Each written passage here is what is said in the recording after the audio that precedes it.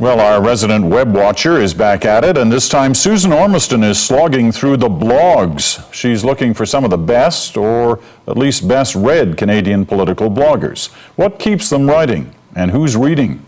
Susan. Well, Peter, the internet was rife with the plagiarism story today, especially Liberal bloggers with something to chew over in what has been a bleak landscape.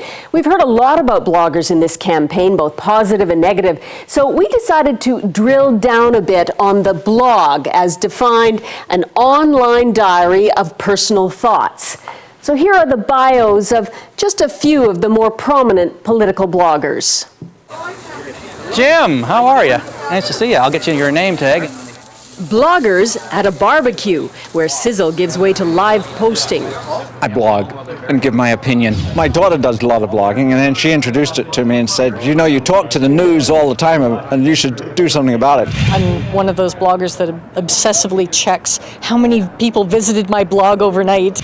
Don't put anything there that you wouldn't want your mother to read. It's probably a good rule of thumb.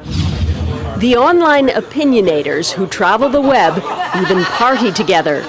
There are 750 political bloggers listed in Canada, but in this election, the top 10 get about 20% of the attention, evidence of an elite crew. So who are they? Oh, where are you, Kiki? There you are. Take those. 2 hands. Steve Yanke could be straight out of a conservative family values ad. By day, a dad with 4 kids and a full-time engineering job in Cambridge, Ontario. But all the hours in between, he's a blogging Tory, the guy behind Angry in the Great White North. They don't control my blog. I don't belong to the party. I've never paid a membership due. I don't carry a card. You want some apple juice? Yeah, okay, all right, hold on. Hold on. No official ties then, but he's a heat-seeking missile in the Conservative arsenal. His aim, only the opposition. He was first to add up the gas-guzzling costs of the Liberal campaign plane and caught out Liberal Garth Turner's team staging a campaign stop. So, welcome to the Liberal Party's Insider Briefing. Then he embarrassed the Liberals by posting their internal conference call, outlining the Liberal platform. We exist on the fringe. We pick up the odd story that kind of got missed, or maybe it exists only online, so we're in a unique position to spot it first because we do exist online. In a campaign where the blogosphere has served up a steady diet of candidates' missteps and forced apologies, who's watching them? You have 1,000 eyes looking. 30% of them are out to get you. Because if you're writing a political blog, of course, you're taking a particular position on a very partisan, an emotional subject often. So a bad story doesn't last long. It usually gets corrected or self-corrected very quickly. Let's start checking what the Liberal bloggers are saying. His blog is well read. I think often he's very wrong about what he writes, but he does it well. Jason Cherniak is a Toronto lawyer. He's running a campaign for an Ontario Liberal candidate, and he founded Liblogs, a group to balance out the dominance of blogging Tories. I am not paid to blog. I am paid to run the campaign because it's contract work. So he's running 2 campaigns, one official and one unofficial for the same party. As bloggers, our goal is partly to get our stories into the professional media because that's where the real readership or viewership is. And secondarily, it's to cover stories that the professional media for some reason have chosen not to cover.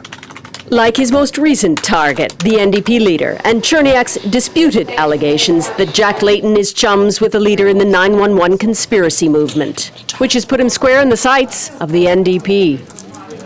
And that leads us to Devin Johnston in Winnipeg, a law student who blogs and podcasts. Check. 1, 2. He's a dipper, meaning a New Democrat, even though his dad's running for the Green Party. So I just wanted to weigh in on this vote swapping issue. Johnston says he tries to step back from the purely partisan blog, but this is an election after all. If you go out and you post something and it's ridiculous, people are going to call you on it. So it's kind of, I almost characterize it as radically peer edited. But I caution people to be very, very wary because I'll give you an example. Jason Cherniak, who is a Liberal blogger, posted a comment on his blog the other day about an NDP candidate who had made some anti-Israel comments. Well, it turns out the person he was talking about isn't an NDP candidate, and almost immediately there were 20 or 30 bloggers posting responses on their own site saying, Jason Cherniak, you're wrong. I find that the blogging dippers try to swift boat me very often. If I write something that they don't like, they go after me, they claim all sorts of horrible things. I've even been called an anti-Semite, and I'm Jewish personally. Blogging has been called the black ops of politics, dredging up trash in the dark of night. But to dismiss it all as gutter politics is a mistake. It's proven more transparent than the canned messaging of political strategists and more nimble than conventional media. They talk about television as a sit-back medium. That is, you turn on the TV and you sit back and the information washes over you. Blogs are a sit-forward medium. You lean forward to the computer and you read, and then you offer an opinion if you feel like it. And we are seeing a lot of opinion expressed on a whole range of websites, not just on blogs, weighing in on this political campaign. Peter. All right, Susan.